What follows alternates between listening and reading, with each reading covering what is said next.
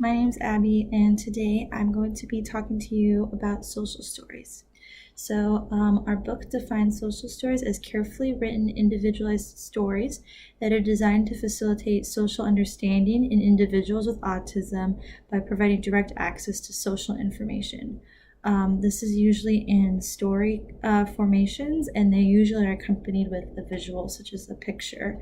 The goal of this is to share relevant information in the context of challenging situations. So it's a really great way for people who have autism to learn how to interact in social settings, but it's a really straightforward and literal way that they can learn.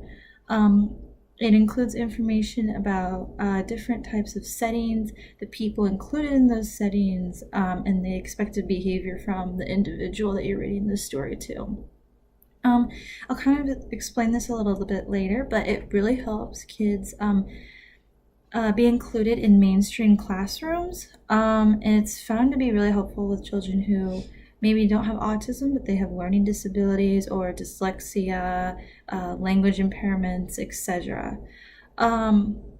So certain outcomes that people have found when using social stories is that there's a big reduction of disruptive behavior, which is like tantrums or like aggression or like self-injuring themselves.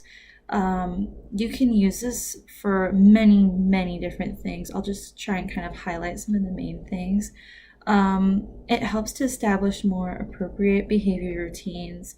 It helps to show them transitions in routines, and also if there's going to be a change in a routine, it really helps them. It puts it in a literal way for them to understand and show them that it's really not going to be as scary as it is. It helps acquaint them with an unfamiliar event. It promotes social skills. So some examples can be like getting a friend's attention or making good choices or engaging with peers.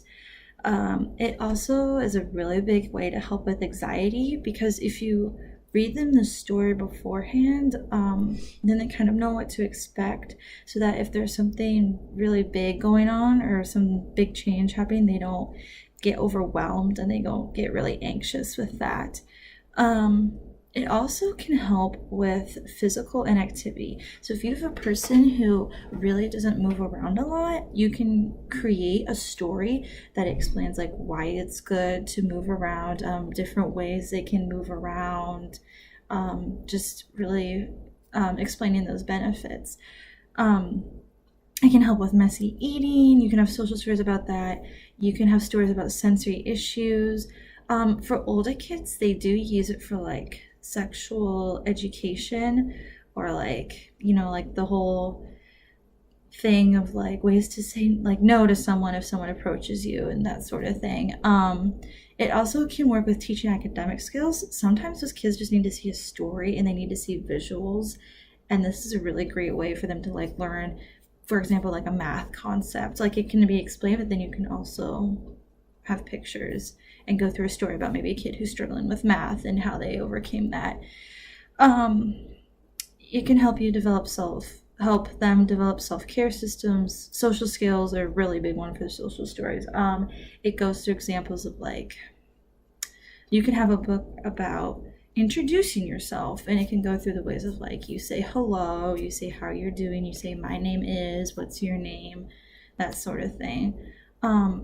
Not only can it help a person with autism, it can also be given to people who don't have autism but who interact with that individual, and it can help them understand the person with autism's mindset and kind of help them understand maybe like why they struggle socially with certain things, and to kind of help them engage with the person with autism. Like I said, it helps a lot with routine. It reinforces good behavior. The basic reason why people use this is it puts stuff in a very literal way. It helps improve understanding. It helps with sequencing, because they tell you how to start something and how to carry on that activity and how to finish it. It can also help with memory development, because kids, when they read social stories and then they go into that actual situation, they can remember that story and they can reflect on that, and then that can help them perform the activity. It can also obviously help with literacy skills because you can use that story to practice reading and stuff like that. There are lots of different types of social stories. Most people use, it's called a comic strip conversation. It's basically where you have a picture and then you can like have one person with speech bubbles, or you can have like a little caption underneath it. You can also do like role playing, like this therapist can pretend to be the kids that the individual with autism wants to interact with, and just helping them transition through that. There's musical therapy, role playing, lots of different ways. As far as research goes, that's one of the weaknesses, is that there's not a lot of research to really back up if this really helps. It's really hard to test if social stories help, but they have had a lot of interviews with different people and different questionnaires with like teachers and therapists, and they've had formal and informal rating scales. And across all of that, most of the responses were really positive social stories, that they said it really helped, especially with social skills, because it put the idea, the social concepts in a very literal form, in a way that made sense to the individual with autism. So really briefly, I kind of want to go through the steps of making a social story, because that's kind of important to know.